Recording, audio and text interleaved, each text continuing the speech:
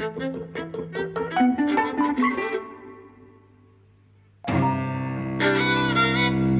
and welcome to Eavesdropping at the Movies. I'm Mike. And I'm Jose. And we've come back from finally seeing Crazy Rich Asians. Which well, it's seems just opened this week. It's only just opened here, but it seems it's been out in America for bloody ages. Yes. It's one of these that's taken a long time to come here.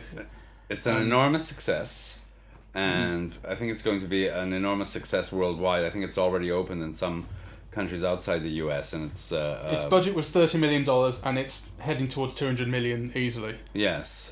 In box office. So. Yes. And I think it's the first sort of American studio movie to feature an all Asian American cast for God knows how long. Yes. At its core, it's a rom-com. It's a kind of meet the parents sort of situation. This Asian American girl called Rachel Chu, played by Constance Wu. She's going out with this fella. Yes. Called Nick Young, played by Henry Golding. Mm. And he says his member of his family has got a wedding coming up. Come to the wedding. It's in Singapore. Meet the family. And then on getting there, she kind of realises that this fella Nick is really, really, really rich, and not just rich because she has a friend in Singapore who is rich, and then when she drops the name Nick Young, they just go crazy. Go, oh no, we're rich, but they are crazy rich. Yeah. Hence, Crazy Rich Asians. That's right. And so it's about negotiating this rich. It's like the 1% of Singapore, right? Yeah. There's new money and there's old money, and these guys are old money in Chinese terms. Yes. The film goes to some trouble to tell you that. Spoiler territory coming up straight away. Are we going to just dive right in? I thought it was delightful. I laughed throughout. It's very charming, and kind of it's the scene at the wedding made me emotional as well. So I don't think it's like a great comedy. It's not in a way particularly inventive, but actually there's a lot of deft touches. It worked on me. I've got to say, I think the wedding scene is really beautiful. Yes. And the contrast that the film draws between new money and old money. You don't see very much of the new money type Asians, which are the Rachel's friend and the house covered in gold. Yes. Right. That's the really gaudy. Decorated after Trump's bathroom. Yeah. As inspiration. So that's the really kind of gaudy version. And then when you get to this huge sort of palace, which is her boyfriend's family's place. It's although it is clearly unbelievably sort of glamorous, it is much more restrained. Yes. And there's a kind of class to it, which I think the film's playing on class an awful lot. Yes. We'll talk about. And the wedding scene is like an example of that. Like, it is one of the most sort of ostentatious things you've ever seen. Yes. With the river running down the middle, and yet there is something sort of classy about it. Like, it's not. Although it's showing off, it's not kind of gaudy. See what I mean? Well, I mean, I don't know. I mean, I think the film, as you say, it draws on class. It also draws on aspirational pleasures. It goes to a great deal of trouble to show you jewels and couture clothing, and there's a shopping trip. Like in what's the Julia Roberts film where she's a hooker and Pretty Woman. Pretty Woman. So the film is very conscious of the audience and the effect that the film is having on it. I was very prepared to hate it because I really dislike the opening sequence. So the film starts with this little vignette in which this Asian woman and her children go to this, old... it's a very kind of classy, stuck-up British hotel in 1995. And she goes to get service, and they basically tell her that they don't have room for her, and they treat her incredibly badly. They don't even give her a phone or whatever, and she buys the hotel and basically puts them in their place. I thought, that wasn't necessary, and I think it kind of racialized everything in a way that kind of made it seem a bit unpleasant to me. So actually the film won me over instantly, because from that moment on, I was really prepared to hate it. It's funny, I was going to pick up on the opening scene, and in a way, I don't disagree with you, but I liked it. I think what the opening scene did was prepare me for a different kind of film than it becomes. I think the opening scene is really different to the rest because it's it's got a lot of attitude and it's quite dark, and it prepared me for something a lot more subversive than the film ultimately was. Yes. Which is, the film ultimately is a very standard, identikit sort of, it's industry standard Hollywood rom-com, just replacing white characters with Chinese ones. Exactly. Ultimately.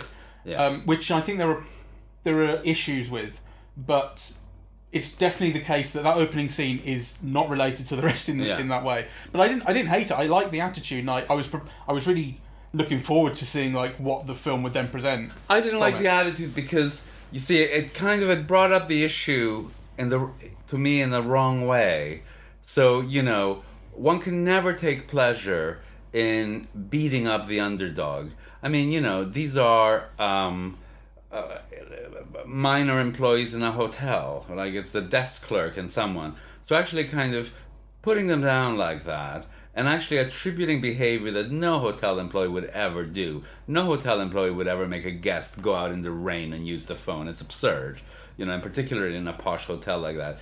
So, and the film is doing it, and it's not putting down the owner, the Mr. Copthorpe, it's putting down the lowly employees, and I didn't like that.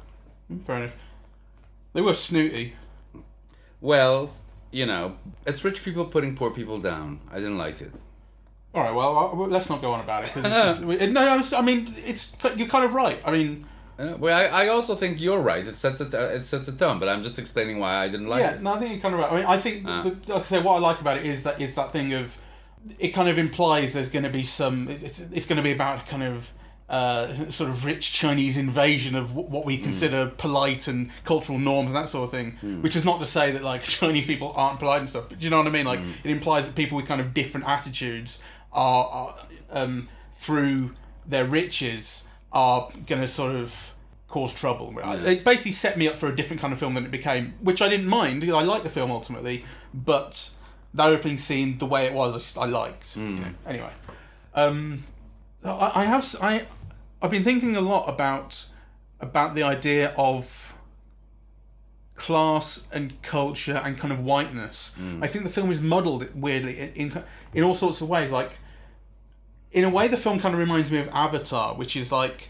Okay. because what I've always said about Avatar is one of the reasons it was so successful is that it only did one thing differently, which was to be sort of as spectacular in 3D as it was. And in order to kind of get away with doing something so sort of different and spectacular, everything else about the film has to be exactly what you'd expect. So, which is why the story and the characters in Avatar are so shit, because they are just absolutely what you expect from a sort of action movie. Well, and in this film, I think there's something similar in basically taking a really, really standard sort of rom-com scenario and just putting Asian American characters to it as opposed to white people. I was thinking, just a few days ago watching it on TV, I was watching A Monster-in-Law with Jane Fonda and Jennifer Lopez. I haven't seen it.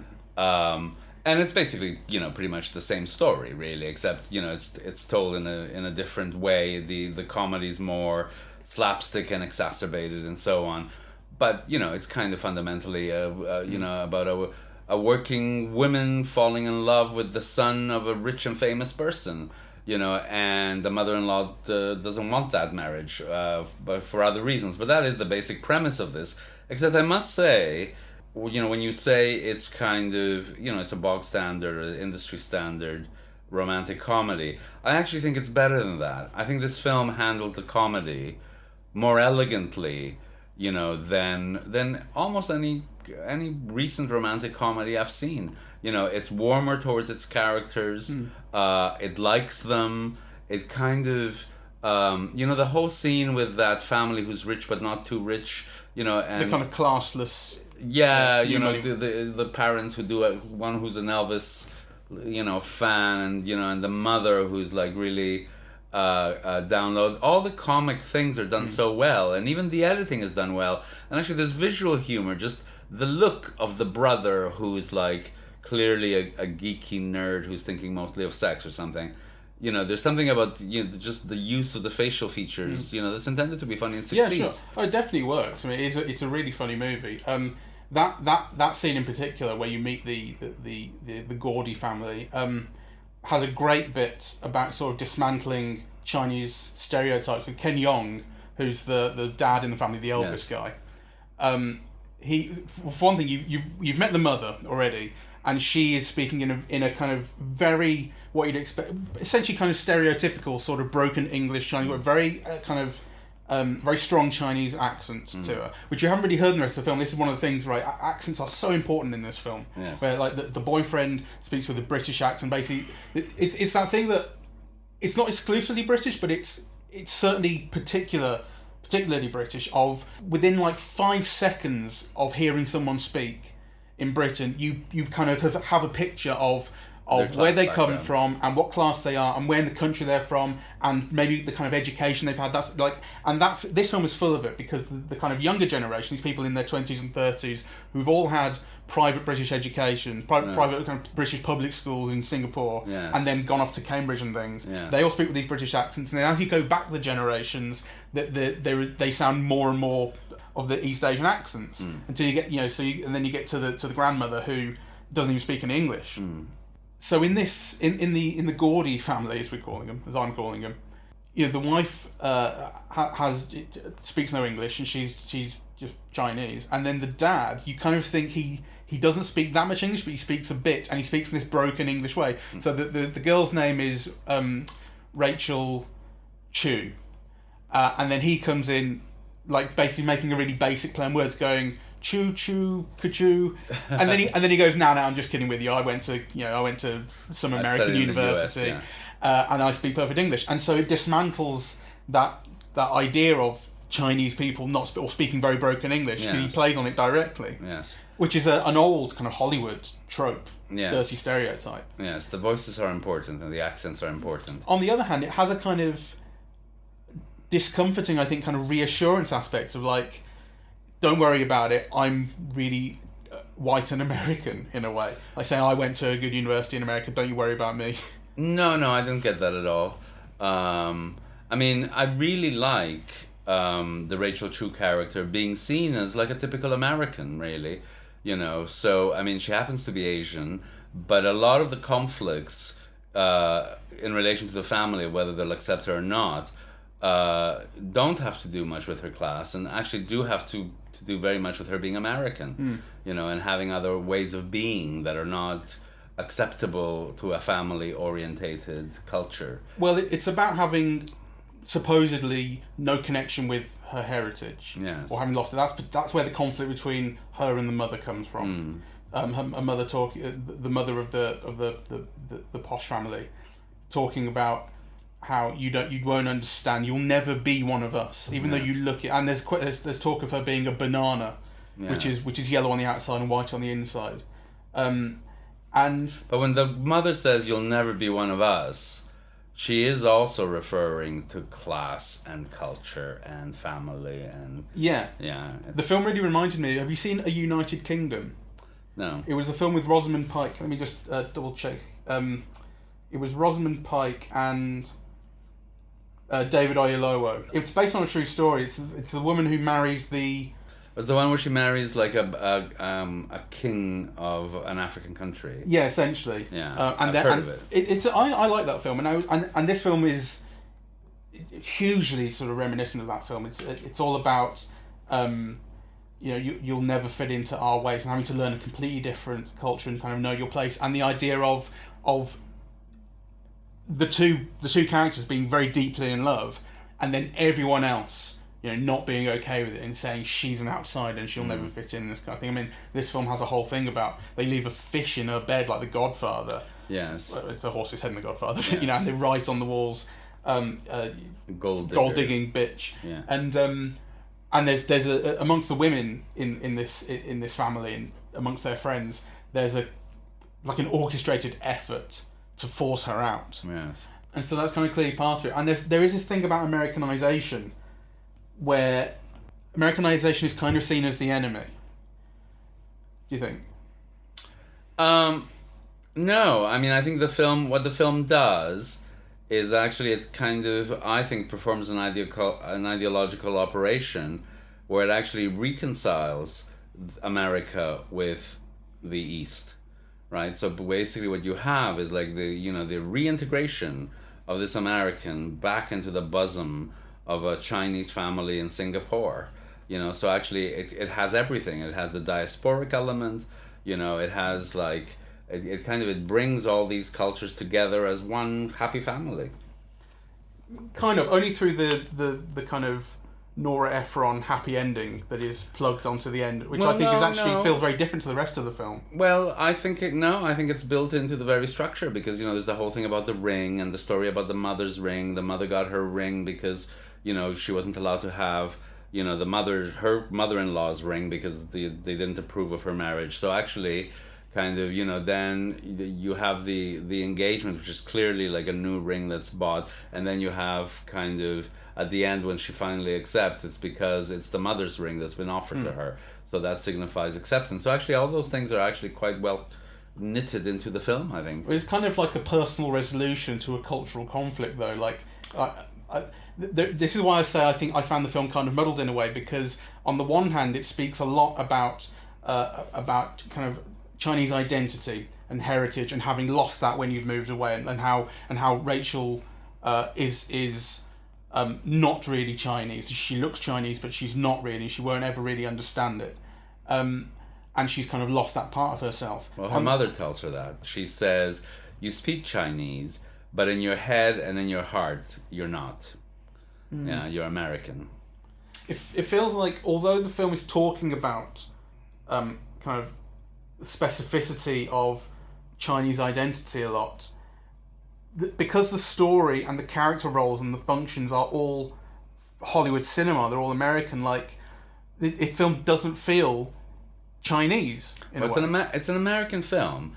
So, but I think what's interesting, I want to go back to this idea of like a Chinese diaspora, because the film goes to great trouble to show us. So when you're being shown the relatives of the family that she's going into, one of them is making a movie in Taiwan, the other one is doing business in Hong Kong, they live in Singapore, and the other relative is in Shanghai, right? So kind of, you have like all of these Chinese people from America, from China, from Hong Kong, from Singapore, from Taiwan, kind of all coming together at this wedding, which I think is a very interesting thing. The film is not set in Shanghai or Hong Kong it's set in Singapore, but with all of these people who are coming from elsewhere, and it's interesting that the film goes to that trouble of telling you that kind of these Chinese people are everywhere, right? It is a diasporic kind of culture. And actually even before that, when they tell you the Yang family is really one of the oldest families, is because they came from China in the 17th century, when they traveled all this way to get here, when this was just a jungle or something, or just mud in a jungle or something. So this idea of movement, of being cross countries, of kind of is very much kind of part of what the film works with. There's something colonial about that line, which to me, the idea of moving here when it was all jungles, and also when you get to the outskirts of the kind of palatial home. The guards that greet them are South Asians wearing turbans. Yes. Like there is actually, and then you get the idea that, which is reinforced throughout dialogue in the film, of the family being like royalty. Yes. And also having kind of upper class British accents. Yes. There is something sort of about these guys are. It's like a Wills and Kate type story. Where she's the outsider. Is she going to be accepted into their way? Which is again what reminded me of United Kingdom. That's very, very. I mean, that's quite openly about a royal family and about accepting someone who isn't a royal. And this, so obviously they are not royal in this, but they talk royalty. And actually, when in the wedding scene, when Rachel kind of fights back against the mother. She goes and sits next to a genuine princess, right? That's there's a kind of, again, like a one-upmanship of, these guys are kind of royalty, well, she's actually royalty, and going to sit next to her is a huge statement. Well, to me, kind of part of the film's faults really is that it is reeling with the 1% or the 0.001%, actually, just the very richest, like, billionaire, trillionaire class, and it's completely uncritical of them. Right, and I think just the same way that when you look at the old nobility in Europe, kind of they were exempt from taxes, and they had kind of all these powers or these services. Well, actually, this class also can basically do anything it wants, really. And, part of the reason why it can do everything it wants is because it is not bounded by, geography and nation states. It can move its money and move along with its money, across whole areas. And I thought the film was a bit too uncritical of that. It was just worshipful of, the money and the houses and the dresses and the jewels and, and I love that kind of thing. It's hugely aspirational in that respect, and the ending of the film is a Cinderella thing, really. I mean, actually, it reminded me of Arthur as well. That idea of I'll leave everything, I'll leave my entire family and all my riches if it means I can have you, the lower class person who I love. And then at the end of Arthur, there's that thing about I took the money, obviously, and this has a similar sort of thing where it's not exactly I took the money, but it's the mother accepting them, so they get everything in the end, and that's your happy ending. You find it weird that this film's idea of poor people is an NYU tenured professor of economics. So actually, the servants are obviously a subspecies. Well, exactly. That's why, like cockroaches. That's why I think that kind of echo of colonialism comes in. But you're absolutely right. Like it's all relative, isn't it? Yeah, I mean you're right. It's not critical of that at all, and that is something a little bit sort of. But let's focus more on what is really good with the film. So, I think Michelle Yeoh is fantastic. Yeah, she's the mother-in-law. And I think that could so easily have been like a coarse, into a coarse character, or really stereotypical, the dragon mother-in-law. And I think, she does quite marvelous things, really, because, she's got this incredible regal bearing, your first introduction to her in the kitchen, as she's kind of preparing, supervising the servants, preparing the meal. I mean, it's kind of something just to look at her, And then I think she could so easily have been made into this evil witch, really. So I think she handles what could have been a really terrible role with great grace and elegance and feeling, actually. Yeah, I agree. I think some of the characterization is pretty good. I think that there's a very clear delineation in the film between characters that are meant to be dramatic and characters that are meant to be funny. Yes. The only one that I think comes close to crossing that line really is the best friend, the Awkwafina character. Yes. Because she has kind of in both camps. Everyone else is very, very. They're either getting laughs or they're getting kind of movement. Yes. I did find her character a little bit uncomfortable. I think there's a kind of playing on blackness in her character that I disliked. Like she's like your kind of the funny black friend. You know what I mean? Yeah. Well, the film has those things, though. I didn't mind it. It also has the funny gay, comic relief. But actually, the film is. On the other hand, they were really funny. And the film is sweet with those characters. I mean, you get the sense that these characters are made lovable. So on the one hand, they're both a stereotype and a cliche, and that's reductive. But actually, the film is kind of in love with them as well. Yeah, kind of. Yeah, I guess the reason that I would pick up on the Awkwafina character as opposed to the gay cousin is that she's not black. That's the difference. Like whereas he can be gay. Like he can be a stereotype, and that's one thing. But being gay is not something that's exclusive to any ethnicity. I don't know. I mean, you just also see a lot of people that way. I mean, black culture, and particularly black rap culture, has influenced the way that young people behave everywhere. So,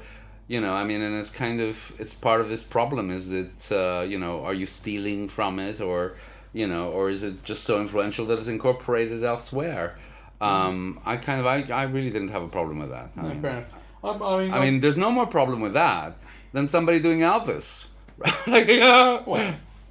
No. I mean, he's not doing Elvis. It's a joke that he's dressing up as Elvis. No, but he clearly loves Elvis, and he's behaving like that 50s rock and roll icon. I mean, but that is a joke on him. Whereas with the Awkwafina character, it's not a joke on her that she's behaving the way she behaves. No, it's not a joke on her. The film is not making fun of her for being that way. Exactly, but it is making fun of the Ken Jeong character for behaving the way he does. That is a joke that he behaves like that. Well, that's potentially all the more offensive if you want to be offended. What do you mean? Well, because he's making a joke out of the Elvis character, which is a borrowing from another culture. He's not making it. No, the joke is on him for dressing in a silly way. I mean, when he comes in with his hair like that and in kind of that Vegas outfit, the joke is on him. The point I'm trying to make is that when you have a cultural borrowing like that from a white dominant culture, nobody complains. And when you have it from kind of a black culture, it's recently become an issue. I personally don't see a problem with either of them. Well, I think the borrowing of kind of white culture is in this film is not the Elvis thing, which I think is a joke on him. I've been complaining about it all throughout, which is that I think the film is too Hollywood and too white and too American, and actually it feels like it's not quote unquote Chinese enough. But it feels it's an American film. No, but why should it be a Chinese film? It's an American film. Because the film is insisting on all this talk of having forgotten your roots and what really is a Chinese person and how important is the heritage and all that kind of thing. The film is bathed in all this talk, and yet overall it basically feels like it's a story about white people. Well, actually, I really... I mean, I understand what you're saying, but I also disagree with it, because actually I think part of the charm of the film is that it is treating these people as any kind of person that you'd expect to see in a Hollywood film, and that's its triumph. Because actually, you never see Asian people as protagonists in an American film like this, and yet there's Asian Americans are a sector of the population like anything else. I agree. Right. And this is where I've been saying, like, I do find the film confusing, and I'm not sure that. And it's not a fully formulated opinion, but it's one that I continue to think about. Remember, we saw Searching the other week, and we both commented on how great it was that this Asian American family, the fact that they were Asian American, had nothing to do with the story, nothing to do with the plot. They could have been anybody, and we really, really liked that. Yes. Now, I think that in a way that's what this film is going for, but I think it's misguided to do so in this film because it is so about all of that, which it's kind of deliberately ignoring. Well, I mean, I'm not sure that it is deliberately ignoring it. So, one could argue, for example, that right now, there is an international kind of upper class of, the 1% that is international, that has all of these cities and all of these cultures in common. There are kind of congregations, so kind of a lot of it obviously happens in the Eastern Hemisphere. As you say, if this film had been... What's the film about the little princess with Julie Andrews and... Anne Hathaway. The Princess Diaries. The Princess Diaries. I mean, this is kind of like a story like that, except all of the other one is centered on Europe, going from, America to Europe, right? This one is kind of going from America to Asia. One of the characters happens to be Caucasian, the other American happens to be Asian. So, I think in the sense that it's an archetypal kind of American romantic comedy, I agree. Yet the frames of reference become different. And that's one of the things that I find so interesting about the film, that they are. Yeah, no, I mean, as I say, it's not a fully formulated opinion. Actually, although I don't sound like it, I really enjoyed it. Yes. So, like, although it's something that I am finding all sorts of tension in and thinking about it, it's not something that bothered me. Not something that bothered me to the extent that I was distracted or not enjoying it. Do you know what I mean? I think it's a film that has tensions there. It does, and I think it's a film that raises issues, but I also think that, its success is one to celebrate. And also, I think the deftness with which the film is made is something to admire. Because I think the timing of the direction, I think, is superb. It uses the cutting to make jokes. It makes kind of visual jokes. Some of the performers are just like absolutely charming. And actually, the ones you mentioned, that young girl who's rich but not rich enough. She's... Awkwafina. Yeah, she must be a wonderful comedian. I mean, she's just... I think she's great. a rapper. Is she a rapper? I think, yeah. Well, I don't know who she is, but she's got great comic timing, Yeah, she's very funny. And the parents have comic timings. And actually, there's fantastic comic timing throughout. There's that bit, where the aunts are criticizing, the fiancé, and then, this chubby one... ends up by saying, "Ooh, I love your outfit," you know, in this kind of secret voice that the other ones don't hear, and it's very funny. Yeah. So actually, to extract laughs like that, you know, it takes funny. skill. I think that's another example, though, in a way of that kind of cheapness. Like I say, you've got the sassy black friend, and then in this kind of gang of four sort of chatting wives, you've got the chubby funny friend. You know, so you got the sassy black friend who isn't black, the gay cousin who is very flamboyant and very fashion conscious and stuff. The kind of the nerdy kid who keeps taking photos, but it's treated as not creepy, and the sort of chubby woman friend. Like, these are all these kind of classic Hollywood stereotypes. Yes, but they're that the very film is just definitely indulging handled, in. You know, Yeah. I mean, it's true. They are there, and they're very well deployed. If this were about white people, we would be critical of all of those. I'm not sure that's true, you know, and I was prepared to look at it on those grounds, and I actually think that this film exhibits more skill in directing actors. It has a warmth towards its characters. It can draw humor both, you know, from the dialogue and the performance, and also from things like cutting. You know, which actually you've been one to point this out. Most American comedy sucks, and it sucks because all it does is improvise dialogue. And actually, if the joke isn't funny from someone's mouth, there's nothing else going on. And actually, I think this has a lot going on. And what I particularly appreciate is actually the warmth towards its characters. I think that's a really good point about the warmth towards. I mean, I agree with that entirely, and that warmth, I think, compensates for a lot. In a way, and it makes the film very likable. The film is completely charming. It is, you know. Although I think at points, I don't know if you'll disagree with this, and I'm not trying to be just picking faults. It feels like a TV movie at points, aesthetically. I think certainly the points where it's trying to be more dramatic and it plays kind of music underneath, and it's about, you know, when they are nearly going to break up and things like this. It starts to feel like a Lifetime movie. Actually, well, really, like a soap opera almost. I mean, visually it could be better. There's no question about that. And there were, you know, some things that I just didn't like. But I think, for example, the music, you know, it's very funny with it. So one of the things that it does is it takes all these hits from the 50s to the 70s, I suppose, you know, but it uses them campily. It's these songs that you instantly recognize, but they're sung in, I imagine, it's Chinese. You know, it could be some other language for all I know, right? Yeah, but it plays on that contrast between the type of music and the language in which you're hearing it, you know, and that becomes kind of like a characteristic of the film. It does that throughout, right?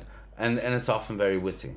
I think the bit where they play Ride of the Valkyries as they go off to the bachelor party in helicopters to a boat in like Apocalypse Now, uncharted water, international waters. It says, yeah, and it's directly Apocalypse Now. Yeah, it's like it was great. That was fucking great. I really enjoyed that. I mean, the film made me laugh out loud a lot. Yeah, it's very funny. Really enjoyed it. It's very funny. It's very charming. Is it Rachel Chu?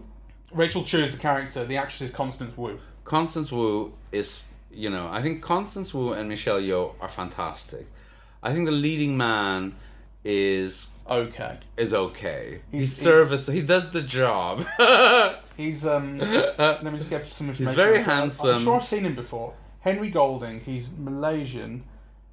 He's been a presenter on the Travel Show on the BBC. Okay. So that's quite a jump. He's very handsome and very bland. You know, so he doesn't add anything. But he doesn't take anything away. No. So, I mean, I think it's definitely worth seeing, despite all of the kind of criticisms that I have, and the kind of the weird tensions between what it's trying to be and what it should be, or all this sort of stuff. It's really, really worth seeing. It's very funny. It's very charming. It moved me, and I think all the things that we've mentioned about, you know, the class thing and so on, there are things that if you really think them through, you know, there are things to criticize, you know, but actually I don't want to let those criticisms get in the way of welcoming something that I feel is kind of like a landmark film. You know, I don't remember ever seeing, you know, an American studio film, like you said, where actually Asian people are really, from up to down, treated just as ordinary people in a genre film. Yeah, and many of them just meant to represent, particularly the heroine, meant to represent a kind of a typical American. She says, "I'm an immigrant," blah blah blah. Like, it's she is standing in for an archetypal American. I can't remember the last time I saw that, with an Asian character. Yeah, and like I say, I think that in a weird way is where that central tension for me comes from, because like I think it's clearly part of the project of the film, and in a weird way it feels just completely wrong-headed for it, because it should be about that. Well, but why? No, I can't. Let's think about this, because why should it be about that? Because that's all it's talking about. It's talking about that all the time, and yet it's kind of trying to just ignore it at the same time. Well, that's what I mean. I mean, kind of, all of. But there's a difference between kind of talking about a clash and making the film about race, which I'm very glad actually that the film doesn't do, except for that bit at the beginning that I didn't like, right? So, kind of these tensions of two worlds. I mean, there's also what's that film with Reese Witherspoon, something Alabama, which Sweet Home Alabama. Yeah, Sweet Home Alabama. It has kind of the same dynamics, really. So that's just a trope in a romantic comedy film. And, so I'm glad that it used the trope, but actually that it didn't kind of make race the issue of the film. Well, I'm not going to go on about it any further, because I feel I've made myself clear, even though we disagree. Yes. There was one thing... There was one thing that the... this is a side note, really, but there's one thing that the character of Rachel made me think about, which was that this idea that she is kind of Chinese but not Chinese. Yes.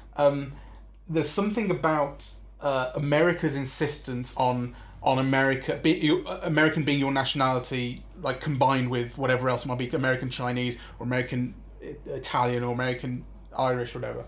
That it kind of robs you of your heritage, and I think in a way that's like I disagree. I think in a way that's why Irish Americans in particular are so declarative about being Irish American, because deep down they know they're not Irish. People criticize the Irish American thing, and rightfully so in many ways. But actually, what I love about America is exactly what you're not liking. That somebody you see this in early Hollywood films. Somebody emigrates, and then like 5 years later, nobody questions that they are American, and they can be speaking with a Jewish Polish accent as thick as mud, and nobody criticizes their right to be there. I love that about America. Yeah, that's not what I'm criticizing.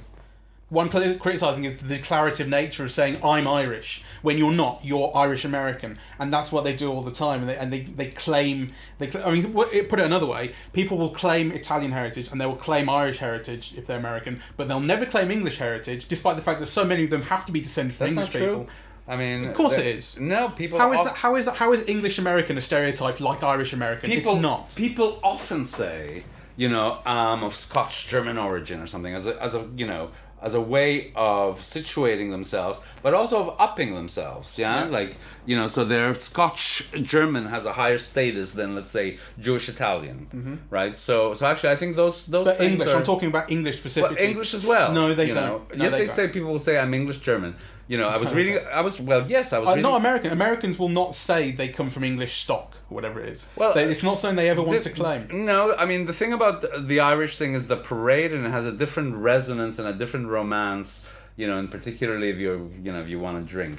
But actually, I think that thing of origin is kind of, and actually, it's not just been a psychological thing that you want to identify with this, because obviously it's a choice, right? Because as soon as you go back 2 generations, you have eight lines or more to go back through. So you're choosing which one to define you. Yep. I forget what I was going to say. That's because you're edging towards agreement with me. Heaven forbid. Right. Shall we call it a day then? Let's call it a day. Yeah, we're seeing. Yes. Despite all of that. It's a charming film, deftly directed. It's kind of, very wittily done, and it's touching. So, don't go in there expecting the second coming of, the world's best romantic comedy, but it's a very, very entertaining one. I think something worth saying about it is that it's it has impossible expectations on it, I think. Yes. We were talking a little while ago about gay cinema and how great it is that gay cinema, you particularly were saying that how great it is that gay cinema has got to a point where there are so many movies coming out about gay life that it no longer has to be monolithic. Yeah. That each of these films doesn't have to try and talk about the whole thing. Yeah. It can talk about one aspect or another aspect or some part of the history or whatever it might be. That's a really good point. And this film is not at that stage, and that's it's no fault of its own. Yes. So either it tries to do everything or it tries to do only one thing, and either way it's going to get criticism. That's right. And it's just not its own fault. So, this film, because of its rarity of not uniqueness, is carrying a burden of representation that kind of no film could carry. Yeah. Right. So it's a very good, deft, funny, touching kind of romantic comedy. It's not a masterpiece, but you'll have a really good time. Yeah, lovely. Ta-da! We are on. Ooh. I was heading for my soup. So this is Eavesdropping at the Movies. Thank you for listening. We are on Twitter, SoundCloud, Facebook, WordPress, YouTube, and iTunes. Yeah, Eavesdropping at the Movies. Give us a like or a share, or tell your mates. Why not? Why not tell your mates? All